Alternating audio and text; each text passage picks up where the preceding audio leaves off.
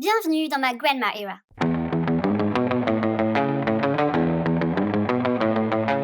Mon copain m'a offert cette merveilleuse machine à coudre pour Noël. J'ai toujours été fan de l'univers médiéval. Seigneur des Anneaux, tu connais.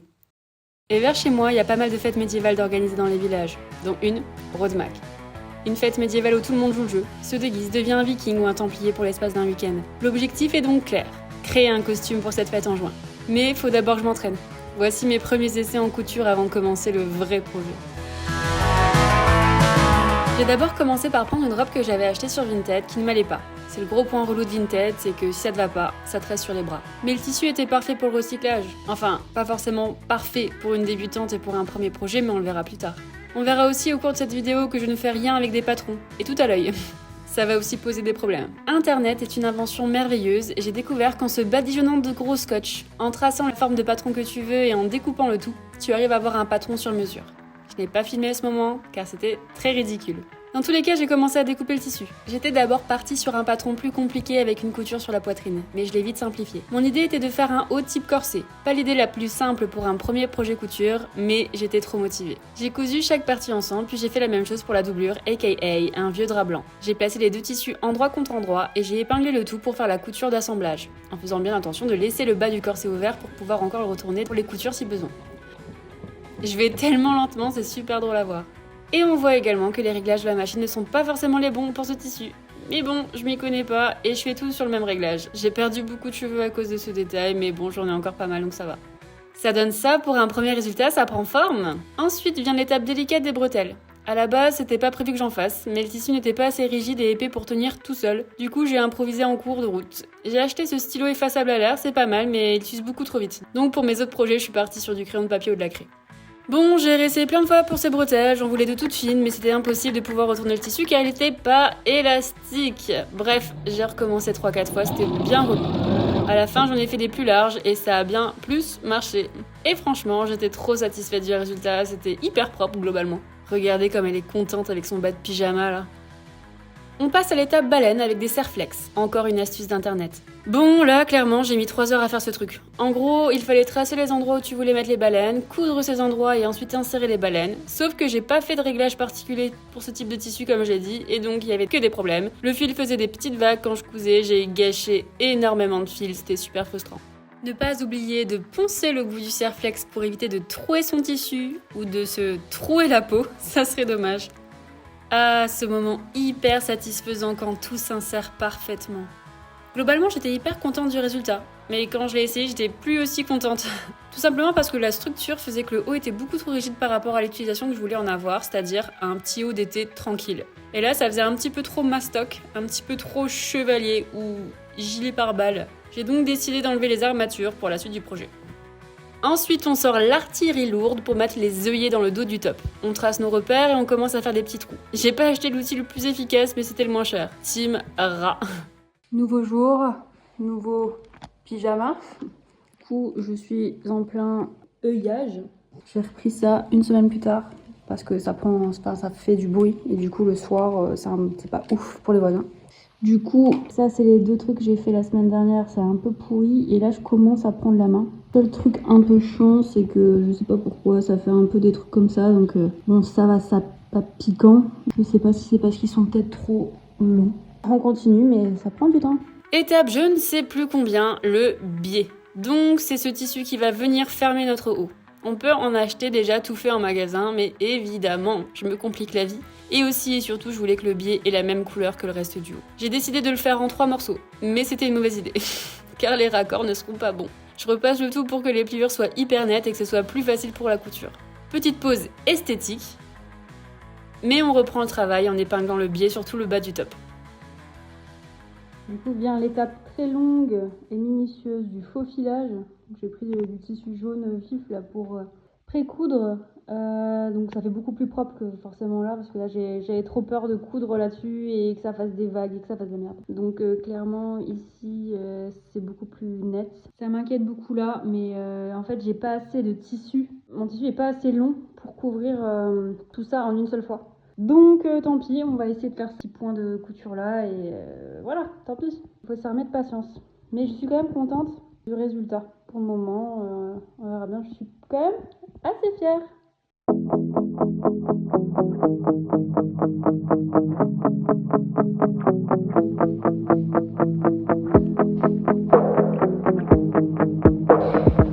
donc un nouveau projet de terminer. Le premier projet de terminer. Et franchement, je suis quand même globalement assez contente. Franchement, hein? J'ai tout fait de moi-même. En fait, c'est ça qui est fou. J'ai tout fait de moi-même. C'est assez incroyable. Bon, quand on regarde, il y a quand même des petits défauts. Par exemple, ici, les fils. Je pense que le fil n'était pas assez tendu ou j'en sais rien. Enfin, il fallait que je fasse des réglages sur la machine et vu que je ne m'y connais pas, en fait, tout simplement, ça fait des petites conneries, ça sort et tout. Globalement, ça passe. Après, voilà, quand on regarde aussi, c'est pas parfaitement symétrique, mais voilà. Enfin, ouais, je suis hyper contente. Enfin, ça rend trop bien, je suis trop contente. Derrière, du coup, j'ai choisi de la corde. Si on regarde bien, on va dire que c'est pas parfaitement... Mais encore là, ça se capte pas. Ouais, franchement, je suis trop contente. Franchement, j'ai assez bien réussi aussi les bretelles, sachant que celle-là, elle baille peut-être un petit peu. Mais écoutez, au moins, je suis globalement à l'aise quand même pour m'asseoir ou pour m'affaler quelque part. Après, si on regarde vraiment les détails, ouais, j'ai fait des petits raccords un peu pourris. C'était pas facile. Mais globalement, je suis très satisfaite. Ça rend super bien, ouais, je suis très contente. Nous sommes le 4 février. J'ai trop envie d'utiliser mon tissu en velours que j'ai acheté chez Emmaüs l'autre fois. Parce qu'il est rouge, il est en velours et il fait très Saint-Valentin. Et du coup, je me dis, est-ce qu'en 10 jours, j'arriverai à créer un truc? Je me dis qu'un truc facile à faire, ça serait un haut à manches longues de type col bateau. Ça a l'air assez simple. J'ai regardé des tutos. On verra bien. On va déjà prendre le tissu. Tester. Alors attention, j'ai quand même pris des notes pour les étapes de couture. Globalement, ça a l'air simple. Donc c'est simplement prendre ce truc là, puis les manches là, coudre endroit contre endroit, les côtés, etc. Assembler et c'est fini. Globalement, ça a l'air facile. On va voir. Ça c'est la théorie, on va voir dans la pratique. C'est vrai que j'avais complètement oublié, mais en fait dans ce gros rideau, il y a une méga doublure en tissu de type lin beige comme ça. Et donc il faut que je découe tout, parce qu'en fait il est extrêmement de bonne qualité, il est très épais et ça je peux me faire, je pense que je peux me faire une petite jupe ou un petit haut avec. Donc d'abord il faut que je découe toute la doublure. Bon alors on fait toujours les trucs sans patron, à l'œil nu. Donc en fait j'ai coincé un t-shirt à moi là-dedans pour pouvoir réaliser ça. Sachant que ça c'est plié, donc en gros là c'est plié. Ici maintenant je vais devoir faire ce dessin là, comme ça, un peu à l'arrache. Je sais, il n'est pas forcément très bien repassé, mais on va faire à l'arrache. Bon ben écoutez, j'ai quand même réussi. Du coup, ça rend un truc comme ça, en grand. Donc, c'est pas si mal. Il faut que je refasse exactement la même chose pour faire le devant et le derrière. Et après, on aura les manches. Je suis contente. Et du coup, en fait, faire la couture, ça veut dire être assise dans sa cuisine et complètement courbée comme le Quasimodo, en fait. Avoir mal au dos, c'est ça, en fait, à faire de la couture. Donc là, j'ai mes deux parties. Il faut que je mette endroit contre endroit. Et que logiquement, je couds ici, ici et ensuite chaque côté. Écoutez, j'aime beaucoup le tissu. Donc pour moi, déjà, c'est que du fun. C'est fou comme quand le tissu est stylé et que t'aimes bien le tissu.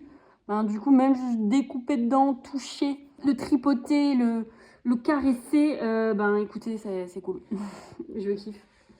Par contre, il fait énormément de peluche.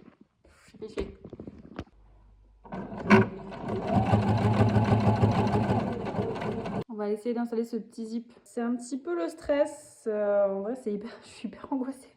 On va essayer de le mettre vers le bas. On va essayer de le rendre invisible. Écoutez, on verra bien. C'est que du stress là.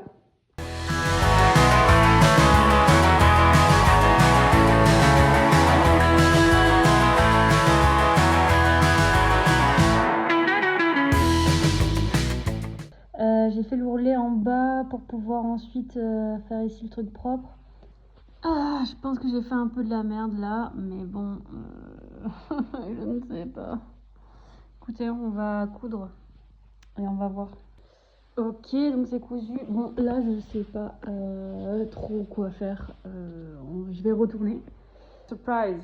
Alors, échec numéro 1, c'est que j'ai cousu à l'endroit là. Donc ici, c'est à l'envers. Et donc, il y a des conneries. Ok, j'ai recommencé. C'est beaucoup plus propre. J'ai juste à découdre ici. Et le zipper va magiquement apparaître. Aïe, aïe, aïe, j'ai peur. Ok. Oh my god. Ah, ouais, l'ennui c'est que j'ai pas bien cousu là.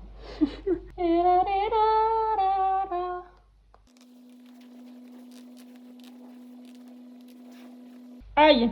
En fait, j'ai mal cousu. J'ai pas cousu sur le truc là et du coup, ça fait ça. Bon, en tout cas, le zipper apparaît. Ce n'est pas grave. Je vais corriger tout ça. C'est vraiment une erreur de débutant. Ça tombe bien, je suis débutante. J'ai réussi à recoudre le truc. Bon, c'est pas parfait, mais pour une première fois, c'est quand même la première fois de ma vie que je fais un zipper. Quand même plutôt contente pour une première fois. J'ai appris de mes erreurs. La deuxième fois, ce sera mieux.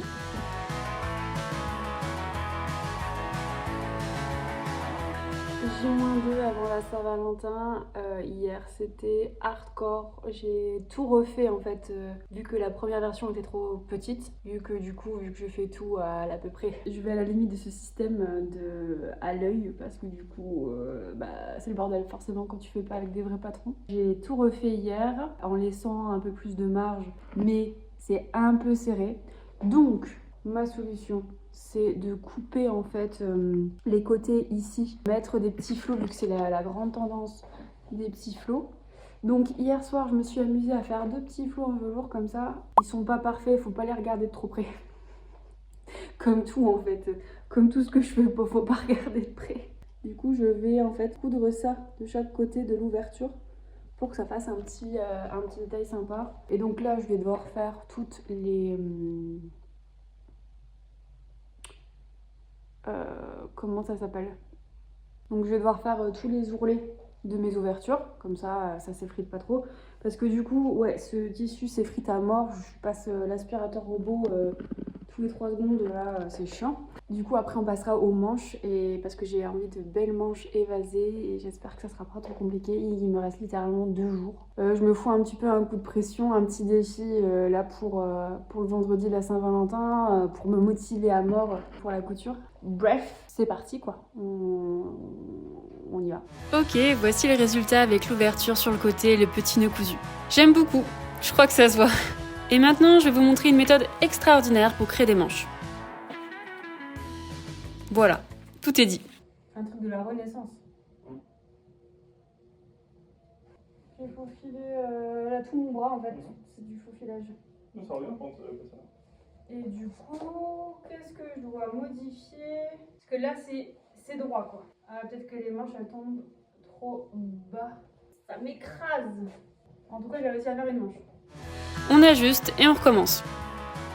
Bon les gars, oh my god, franchement c'est... Je vais chialer.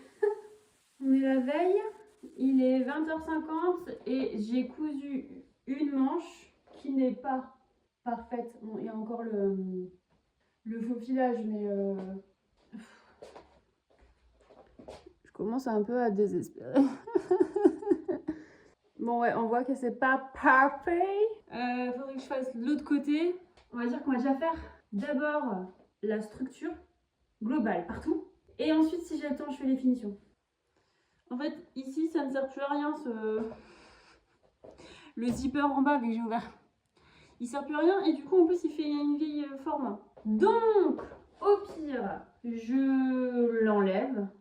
Je l'enlève complètement, je fais un ourlet en 2, je mets des flots derrière, comme ça fait un dos ouvert.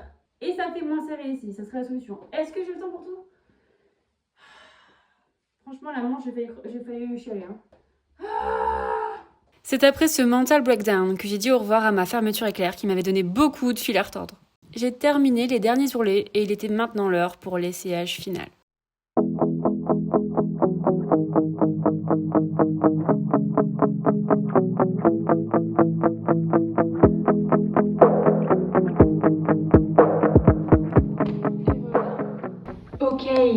c'est terminé.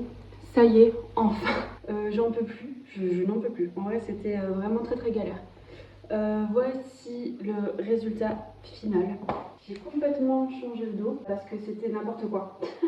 Du coup là avec le petit flot, c'est vachement plus mignon. Je suis assez contente. Je suis contente. Tout n'est pas parfait, forcément. Qu'est-ce qui manque? On va dire que le gros défaut c'est les manches. On voit bien qu'il y a c'est pas net, il y a des asymétries, etc. Là en dessous des manches, c'est n'importe quoi. Écoutez, à la base, c'était quand même un putain de rideau. Je vais le porter aujourd'hui au travail, j'espère que les coutures vont tenir. Ce serait le crash test. C'est un peu bizarre sur le devant. Écoutez, les cheveux, c'est fait pour ça. Donc astuce, si vous êtes nul en couture, ayez des longs cheveux, ça cache du coup votre travail qui est mal fait.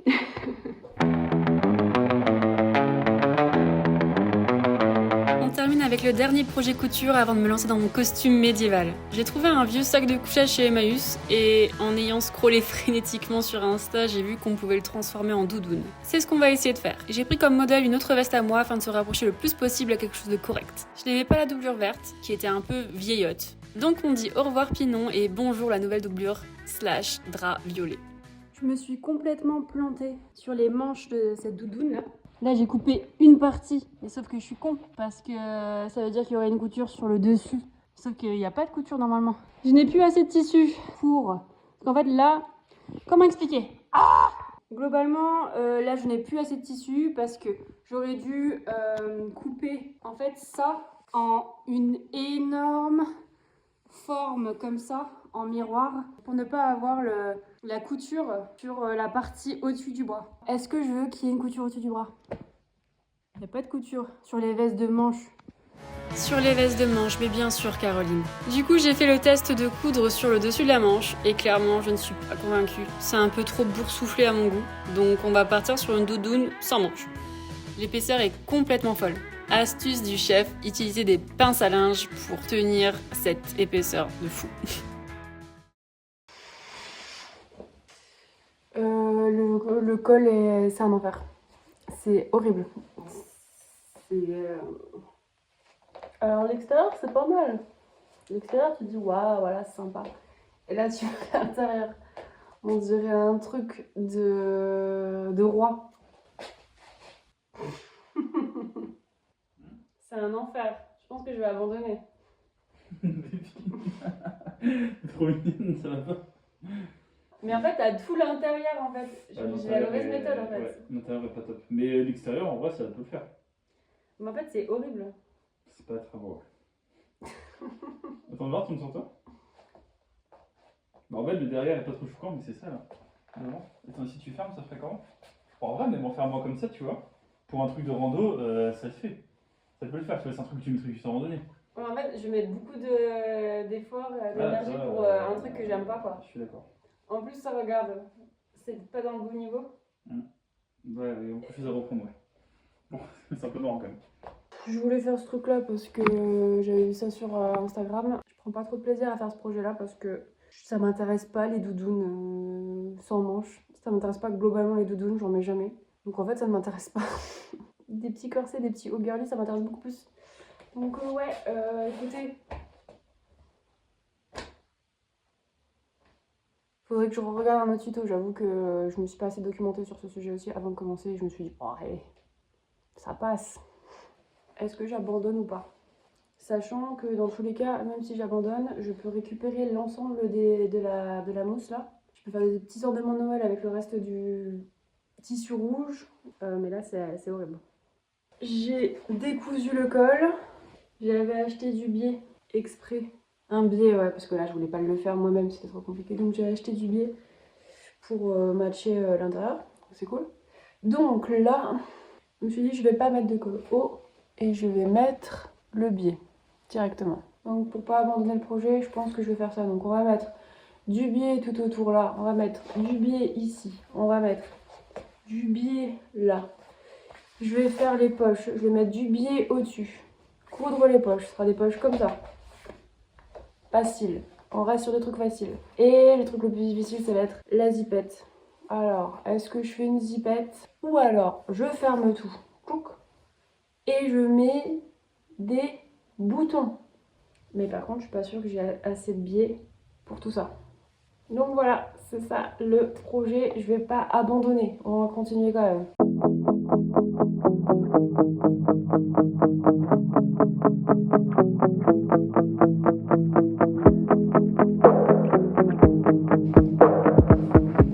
Bon, clairement, ce n'est pas le mien.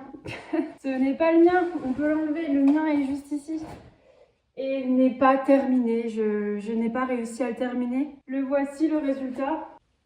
Je vais quand même l'essayer. Je pense que j'essaierai de le terminer peut-être une autre fois, mais là mon temps imparti est complètement fini parce qu'en fait on est fin avril maintenant. Et ensuite il faut quand même que je commence vraiment le vrai projet à un moment donné, ça m'a pris beaucoup trop de temps. On va montrer un petit peu les détails. J'ai mis du biais partout autour, mais j'en avais pas assez pour les manches. J'ai mis du biais partout, sauf que on voit ici à quel point c'est vraiment pas beau quoi. C'est pas quali. En fait, mon gros problème, c'est que l'épaisseur du tissu avec la doublure, etc., ne rentrait pas correctement dans le biais. Donc du coup, j'ai galéré à mort. C'était horriblement chiant. Horriblement chiant. Après, c'est pour ça que du coup, j'ai fait du raccommodage par-dessus, etc., parce que en fait, il s'enlève. Ça s'enlève complètement. C'est super chiant. Bref. Là, enfin voilà, on voit tous les détails.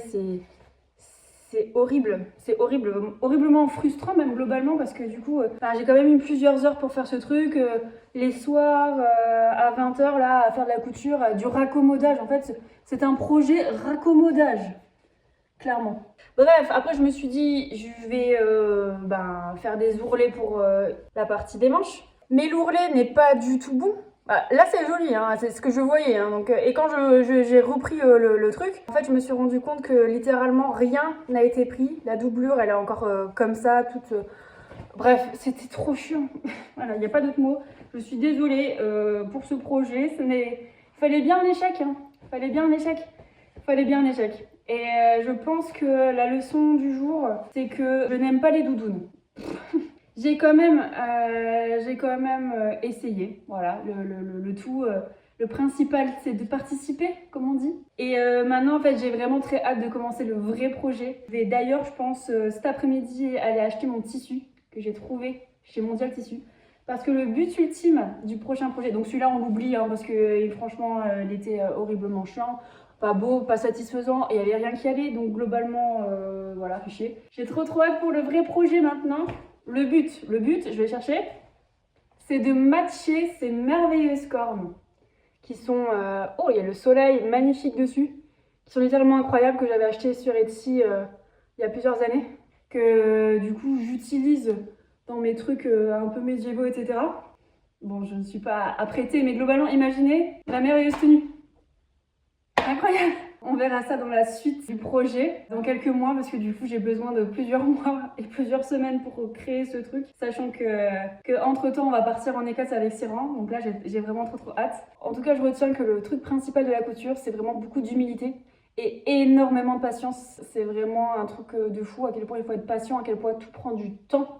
On n'imagine pas à quel point ça prend du temps de faire de la couture et de faire des ourlets et de créer quelque chose en fait, c'est un truc de fou. Donc voilà, c'est tout pour moi. Merci d'avoir visionné, merci d'avoir suivi mes aventures de jeune couturière. C'était très cool de partager ça. Si vous voulez suivre la suite, n'hésitez pas à vous abonner et on se retrouve pour la prochaine. A plus!